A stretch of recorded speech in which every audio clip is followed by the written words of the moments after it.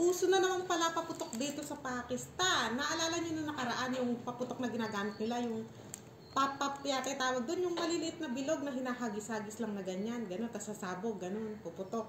O ngayon, ganito naman, ang uso ngayon dito, o yung parang, ayan, may mga granada dyan, ayan. O, subukan natin, hindi ko pa rin ito nasusubukan, alam niyo naman tayo, ay, bumabalik tayo sa pagkabata minsan, ayan, batang isip lang. Ayan. Sabi ni Usman, tinuruan ako ni Usman kung paano gamitin to. Kasi sabi ko, Usman, bili mo akong gano'n na. Sabi niya, ganito lang yan mama, ganito lang daw, sabi ni Usman. Didikdikin, ha? Meron ba dito sa Pinas? Meron siguro. Lagi naman nauuna dyan sa Pinas. Lagi naman pahuli dito, diba? Didikdikin daw. Ganito. Ayan na! Ay, hindi pa pala. Sasama na ba yun? Lumabog! Ayun! Sumabog ka! Nervous ko. Pag pala ginanon mo, sinutok-sutok mo ganyan. Lolaw mo agad. Ganun pala yun. Ay, nako, first time. Ano ba naman kayo?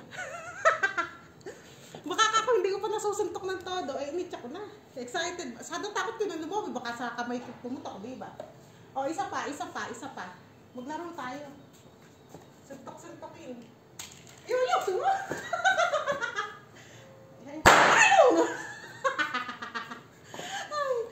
Ganun lang pala kadali. Ako ninenervous pa nung una. Last. Meron pa ako pero last na to ay tama na at baka naman mainggit yung mga anak yung nanonood eh. Nanonood si Usman. Dito naman tayo sa kabila.